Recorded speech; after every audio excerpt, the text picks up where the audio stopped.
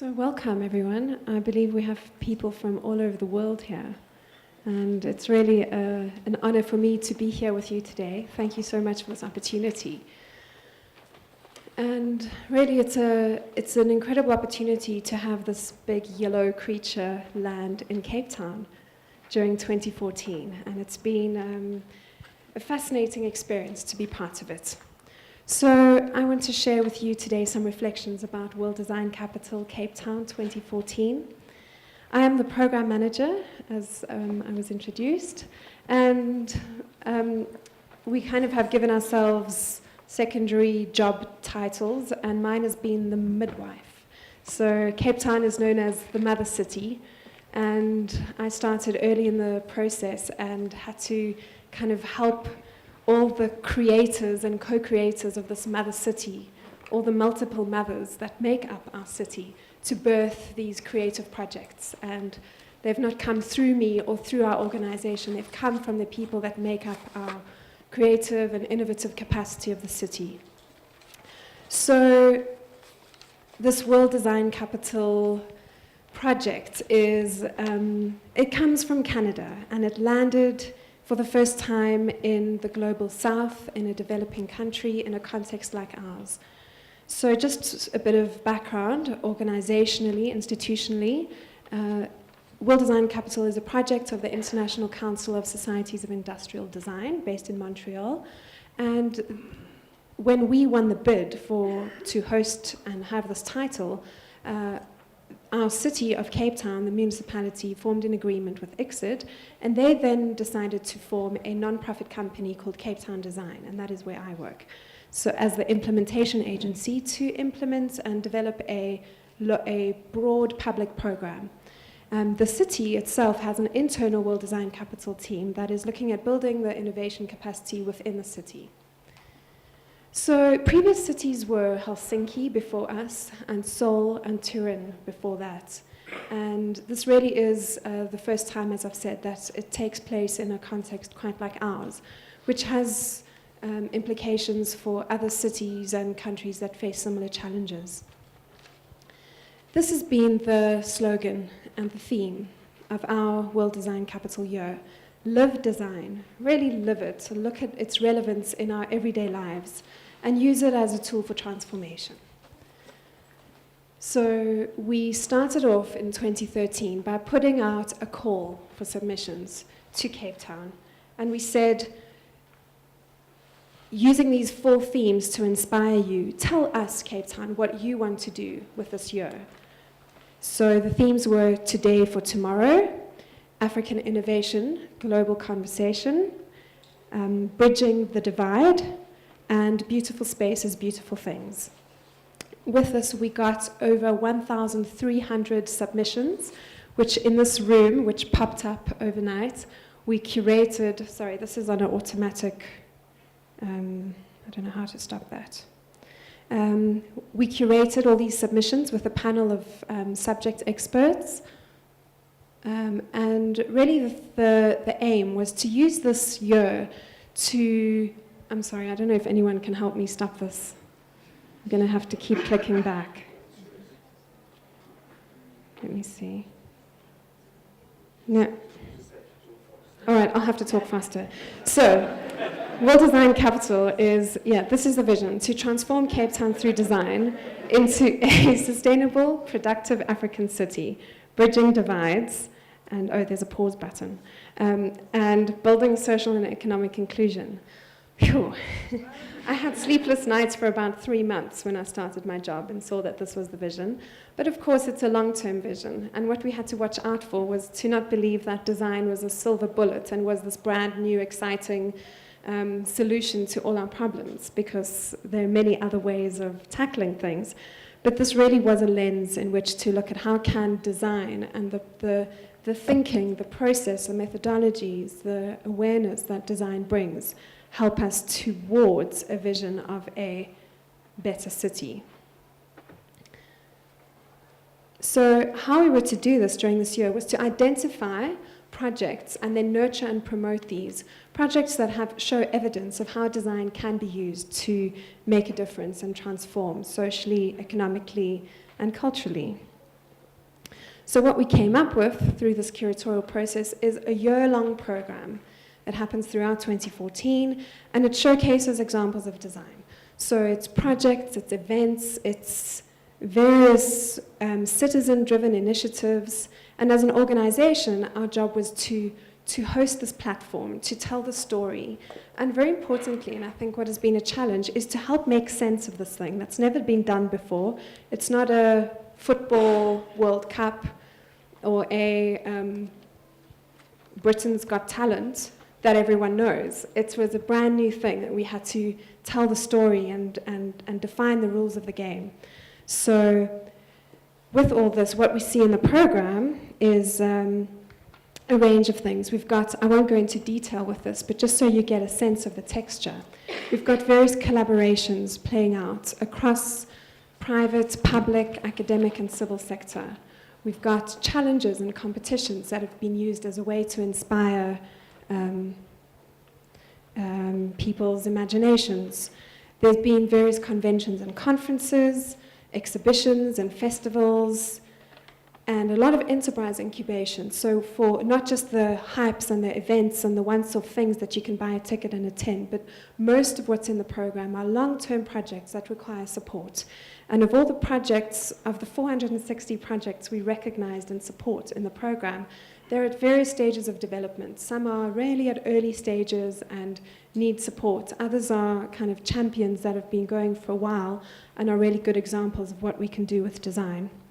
And there have been a number of forums for dialogue and workshops. So the projects that are recognized get to carry this black badge and a yellow geotag, which really shows people around the city. There's a website we call the Design Engine, where projects themselves can log on and update their profiles, and you can visit this, wdc14.com. And what we then began to do is look at saying, well, what areas of life is this really making an impact on? And we broke it down into these clusters, and what you find is design that is being implemented in the sector of business, in community, be it architecture, urban development, healthcare. Connectedness refers to communication technology, transport, mobility, education, that's our biggest cluster, that's the purple one there. Lifestyle, all the sort of traditional sort of design industries. We've got sustainability-related projects. The city of Cape Town itself has got a number of projects, and 6 signature events which we implement. So through these, we can really see how design impacts on specific areas that make up our lives. The question then is, in this beautiful city, which is also one of the most unequal cities in the world, who is it for, and who does it benefit? So we did a survey, and first to say, with the focus being transformation and using design to bridge divides, that really was the focus and the bias in our curation of the program. But if you look a little deeper, there's a lot more to be done to really reach, I think, the other 90%. We did a survey midway through the year with our project leaders and asked them where we wanted to get a sense of where do people live in the city and who is the project for. So this is about who is it by. So as you can see here, about 48% live in what we call suburbs or in the city centre, which in apartheid spatial planning was traditionally sort of white areas, and that's 48%. 13% in townships or informal settlements, and then there were a number that happen across. They chose the option citywide, where there are collaborations and where also people choose to not follow these categories, or where they live in areas that no longer follow these categories. And then we asked, where are the beneficiaries of your project most likely to live? And there we see the largest being citywide, and 22% being in townships and informal settlements. So a lot of the focus of the project really is in the other 90%. So let's have a look at some of the examples of projects. So here are some highlights to illustrate. Taking place in Franschhoek is a project led by Informal South, specialists in biomimicry, and they've been working on dealing with wastewater and sewage in an informal settlement, and this is the Genius of Place project. So really working with people to understand how do they want to manage water and sanitation. Okay. CPUT have got a very wide World Design Capital momentum that's been built this year. One of their projects is about working with communities to reconfigure and reblock informal settlements. So making informal settlements more livable, working with people's own experiences of their environments. CPUT have also developed a design storming toolkit, or in the process of doing so. And this is really a toolkit that organizations can use to do co-design with the people they work with.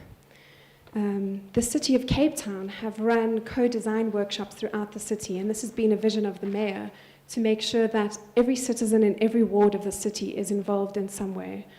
So these co-design workshops bring together public planners with designers and residents to come up with plans for their areas.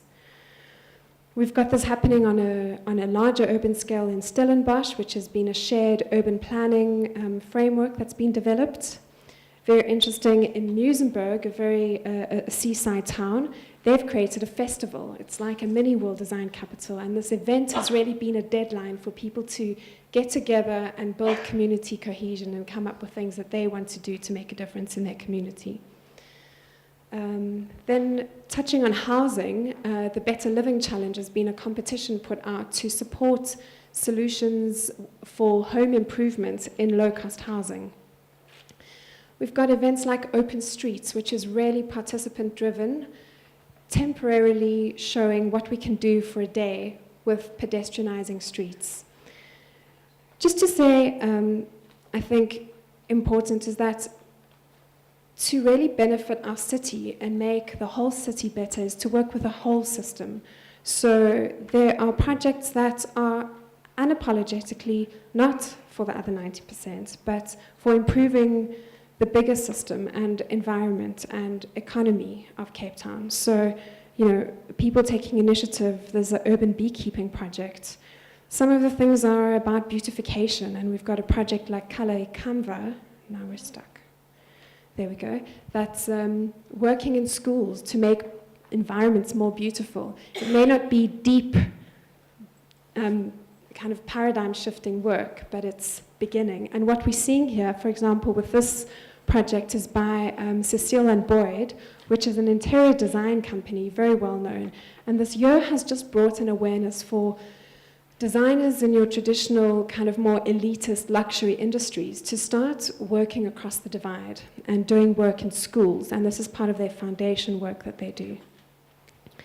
And then we've gone really beyond arts and some of the product design work towards kind of science and technology, and this inclusive healthcare innovation initiative is working quite deeply with healthcare workers to define problems and come up with solutions for the healthcare environment, working with patients and users in the system to improve systems, products, technologies, and this is a long-term initiative that's really embedded itself now in Kruger Hospital, the biggest hospital in Cape Town.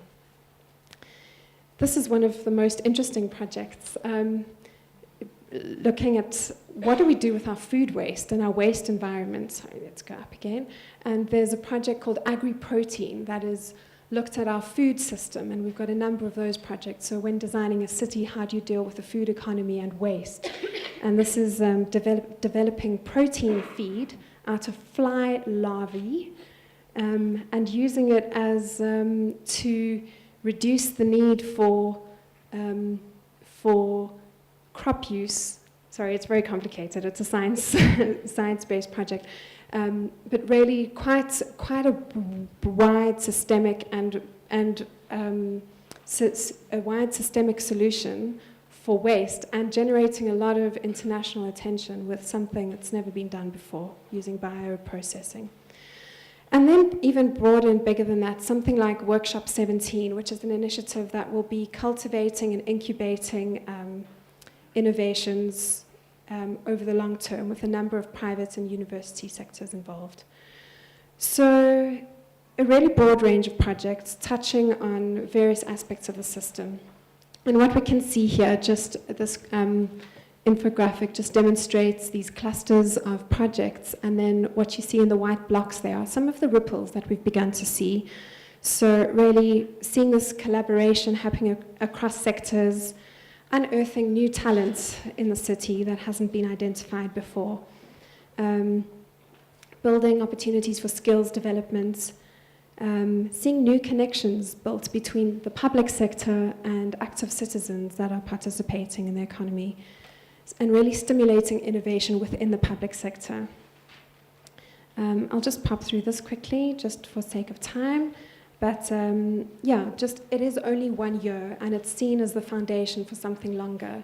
We're reflecting now on the impact and the value that it's had, and there are things where you can see some changes immediately, but there are a lot of kind of slower paradigm-shifting things to look out for that have just begun this year and even before. But really what people are saying is we've had this opportunity to demonstrate what is possible, to raise an awareness, to connect assets and catalyze action, to foster new partnerships, really attract international attention, and not just for Cape Town as a tourist destination, but as a city that's taking its issues and challenges quite seriously, and really building a foundation for longer-term change.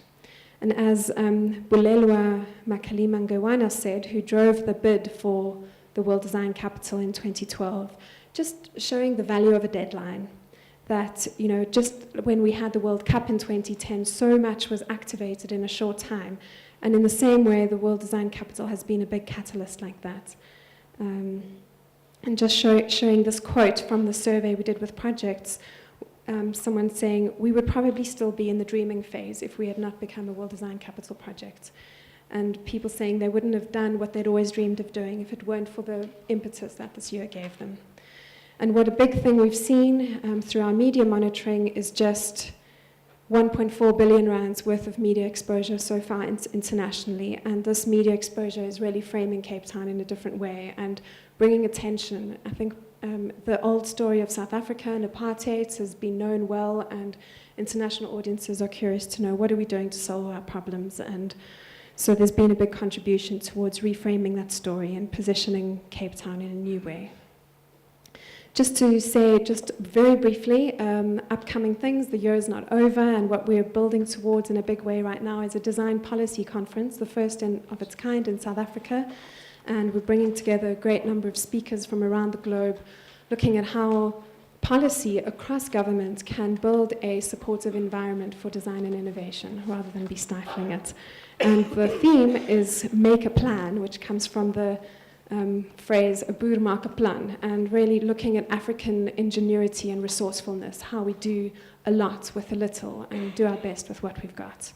Around that, there's an exhibition and a whole kind of exposure of design from our region and working with children. And I think just the last thing to say is, I think there's been a lot in the program as well that is supporting not just design with the 90%, which still remains a challenge, but design by the other 90%, and really building capacity from early childhood development through schooling so that people are solving their own problems, that we all are solving our own problems.